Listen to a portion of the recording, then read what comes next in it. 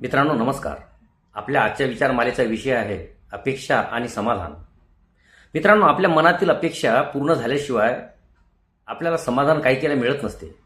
समाधान आणि अपेक्षा यांच्यातील अंतर एवढंच असतं की अपेक्षा ही माणसाला दुःखात ताटकळत ठेवत असते, तर समाधान सुखात. कधी कधी काही लोक आपल्या आयुष्यात इतकं विष पेरतात की त्या स्थितीत आपली स्वतःची मनशांतीच हरवायला लागते.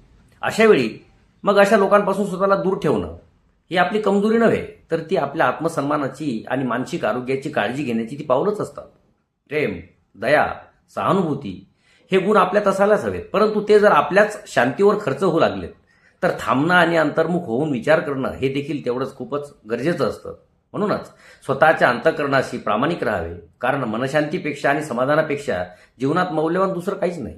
मित्रांनो, समाधानी व्हायचं असेल तर जे आपल्या तत्वात बसत नाही त्या लोकांचा जास्त विचार करू नये, मग ते जवळचे असोत वा दूरचे. जेवणाची पंगत चुकली तर एक वेळची जेवणच चुकेल, मात्र आयुष्याची एकदा का संगत चुकली तर संपूर्ण आयुष्याची दिशाच बदलून जात असते. आपल्याला एकदा का आनंदी राहता येणे जमले ना की मग आपोआपच सुखी जीवनाचे क्षण आपल्याला अनुभवता येत असतात. मित्रांनो, आपले आयुष्य हे अधिक सुंदर बनते जेव्हा आपण आपल्या आयुष्यातील काही क्षण इतरांच्या आनंदासाठी जगत असतो. दुःख आणि त्रास ह्या देवानेच निर्माण केलेल्या प्रयोगशाळा आहेत, जिथे तुमच्या क्षमतेची आणि तुमच्यातील आत्मविश्वासाची परीक्षा घेतली जात असते. जो माणूस कष्टाला लाजत नाही त्याला जगात यशस्वी होण्यापासून कुणीही थांबवू शकत नाही. मित्रांनो, दुसऱ्याला आनंदी वागायला आवडणं हे आपल्या निरोगी मनाचे लक्षण आहे.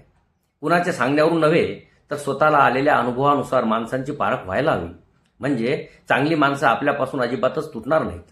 मित्रांनो, सुख हे शोधून सापडत नसते, कारण सुख ही अशी गोष्ट आहे की जी दुसऱ्याला दिल्याशिवाय स्वतःला अजिबात मिळत नसते. मात्र वास्तविकता अशी की हीच सवय मोठेपणी खूप जड जात असते.